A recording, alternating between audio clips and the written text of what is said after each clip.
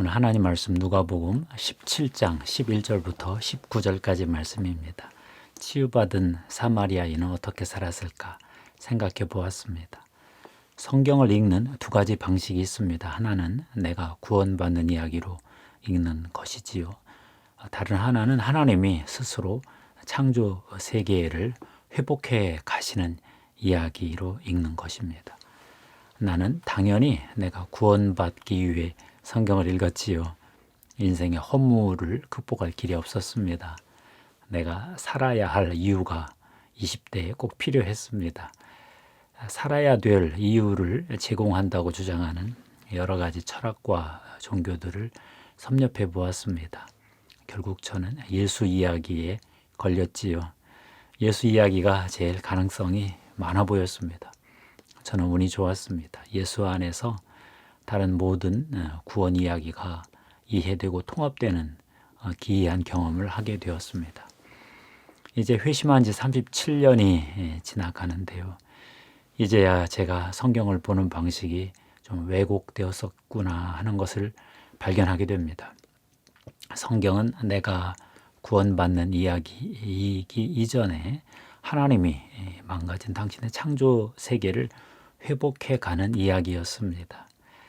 저는 애써 하나님의 창조 세계 회복 프로젝트를 적당히 외면하고 살았지요. 이제 구원받았으니 좀 그만 고생하고 좀 편하게 살자 이런 생각이 있었습니다. 많이 늑장을 부렸습니다. 오늘 하나님 말씀에 사마리아와 갈릴리 사이에 있는 한 마을 이야기가 나옵니다. 그 마을 밖에는 나병 환자 10명이 살고 있었습니다. 예수님이 마을에 들어가시는데 큰 소리가 들렸습니다. 상당한 사회적 거리를 두고 10명이 떼창하듯 소리를 쳤습니다. 라삐 예수여, 우리를 불쌍히 여기소서. 예수님은 그들을 바라보셨습니다. 한동안 보시니 멀찍이 떨어진 나병 환자들인 거죠.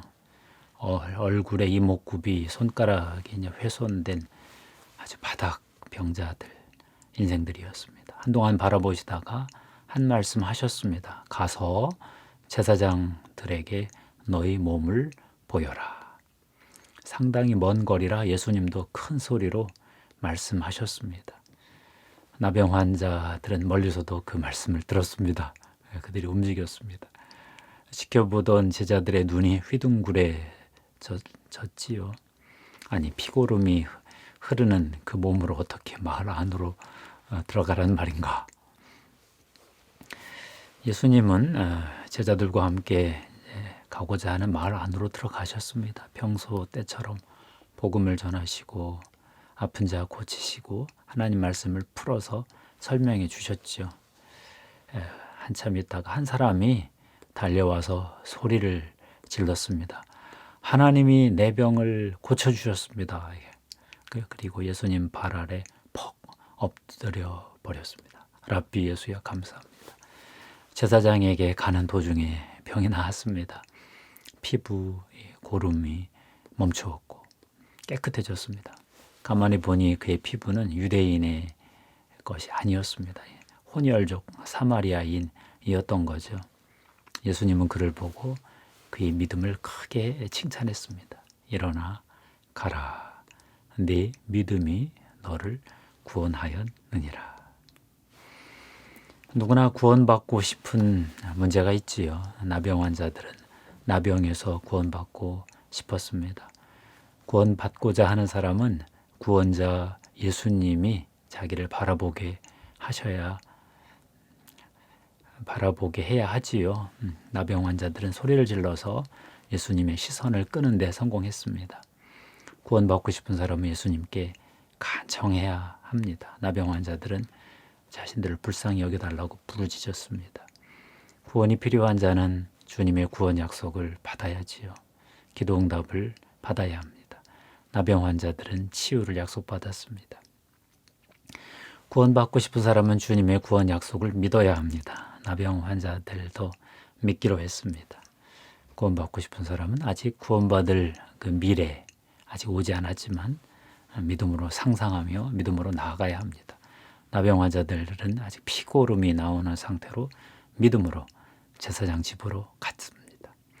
믿음을 행할 때 구원을 받지요. 쉽지 않은 일입니다.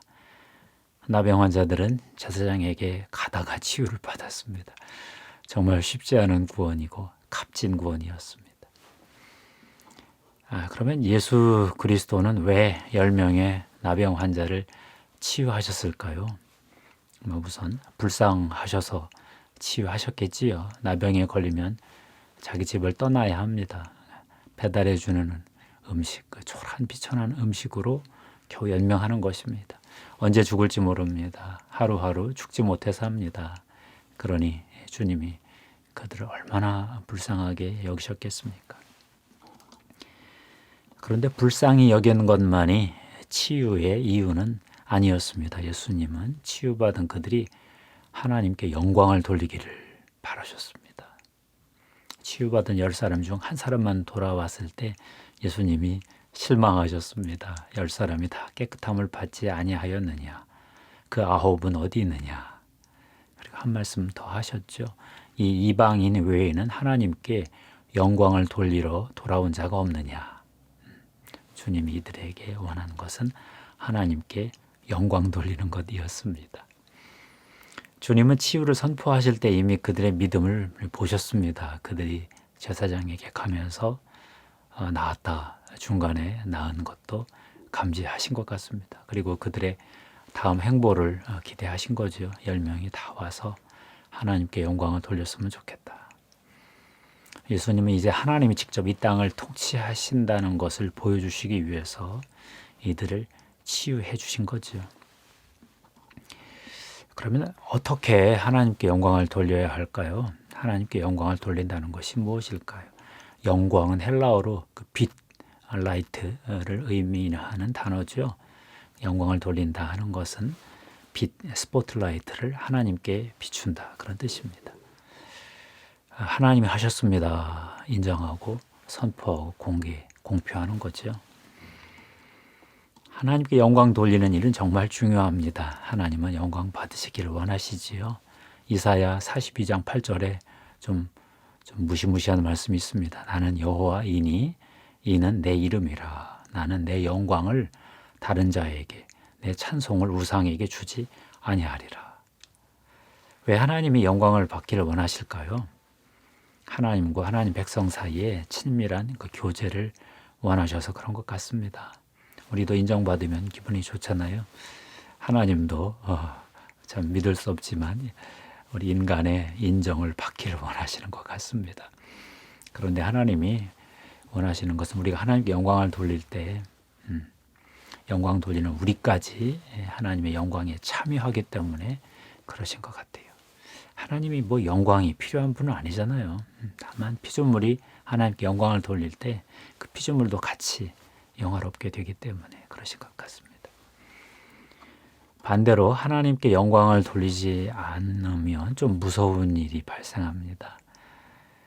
하나님이 하신 일인데 내 공로처럼 내 일처럼 내가 한 것처럼 그러면 재앙이 임해요. 사도행전 12장에 헤롯 아그리파 1세 이야기가 나오는데요. 헤롯 대왕의 손자이고 갈릴리 분봉왕이었습니다. 사도행전 12장 21절 23절 읽어보겠습니다. 헤롯이 나를 택하여 왕복을 입고 단상에 앉아 백성에게 연설하니 백성들이 크게 부르되 이것은 신의 소리요 사람의 소리가 아니라 하거늘 헤롯이 영광을 하나님께로 돌리지 아니하므로 주의 사자가 곧 친히 벌레에게 먹혀 죽으니라. 하나님의 영광을 가로채는 것을 아주 싫어하십니다. 하나님의 영광을 가로채는 일은 스스로 하나님의 자리를 차지하려는 태도이기 때문에 그렇지요. 에덴 동산의 옛뱀이 그런 짓을 했고 아담과 하와도 그랬습니다. 그러면 치유받은 이 사마리아인은 어떻게 하나님께 영광을 돌리고 살았을까요? 그는 평생 예수 그리스도가 자기 나병을 치유하여 주신 것을 간증하고 살았을 것입니다.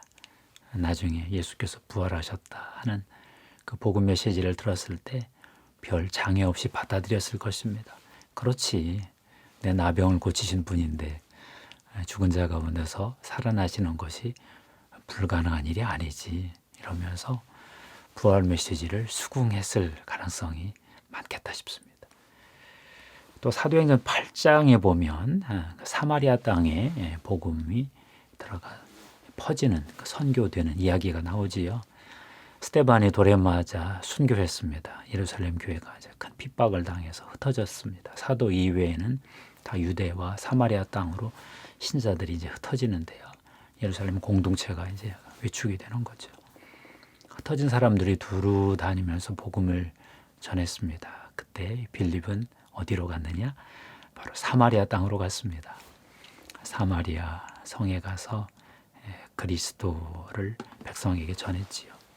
빌립이 복음을 전하고 또 표적도 행하고 귀신을 쫓고 중풍병자 고치고 못 걷는 자 걷게 하고 수많은 치유 이적을 보였습니다.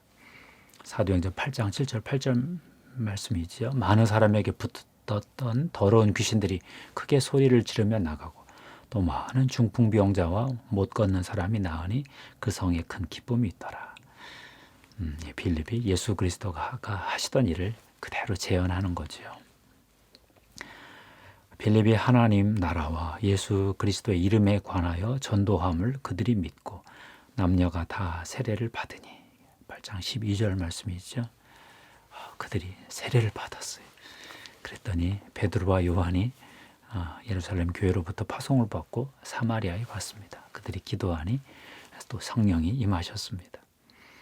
아마 이때쯤 나병에서 치유받았던 그 사마리아인이 이 사마리아 초대 첫 교회에 합류했겠다. 저는 그런 상상을 해봤습니다. 그를 통해서 사마리아 교회는 예수 그리스도의 치유 이야기, 치유받은 이 나병 환자 이야기를 그들이 공유했을 것입니다. 우리는 구원받기 위해서 교회에 오지요. 근데 구원보다 더 중요한 것이 있습니다. 하나님이 왜 우리를 구원시켜 주셨을까? 나는 왜 이렇게 재수 좋게 선택받아서 구원받았을까?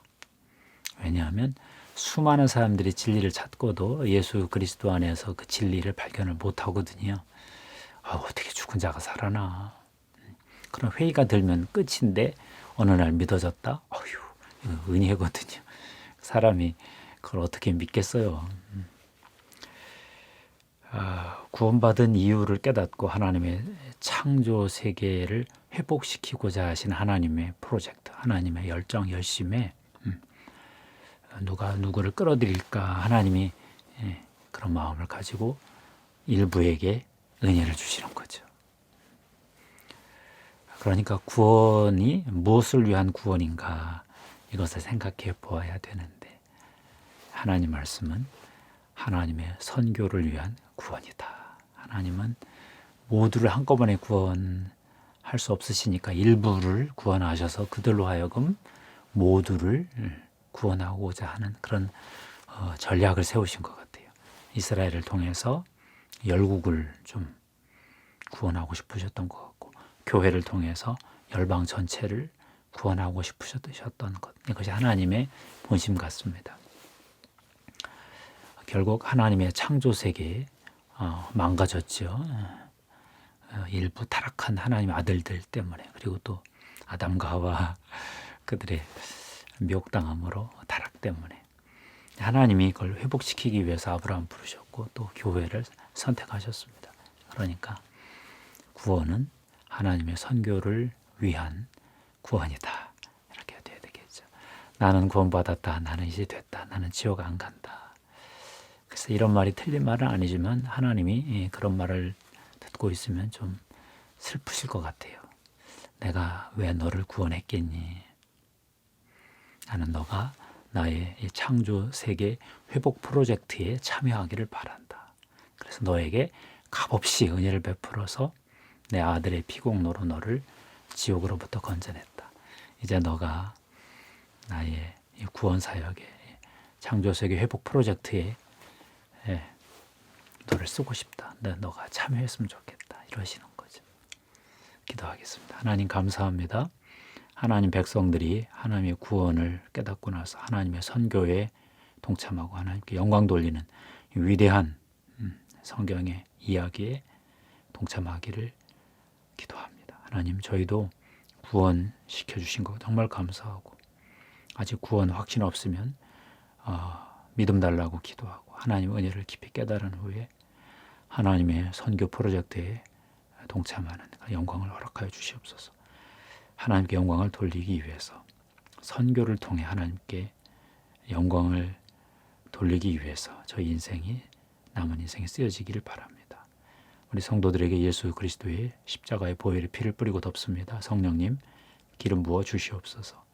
당신의 증인이 되고 하나님 나라를 회복하는 데 작은 도구가 되도록 능력을 허락하여 주시옵소서. 우리 주 예수 그리스도 이름으로 기도하옵나이다. 아멘.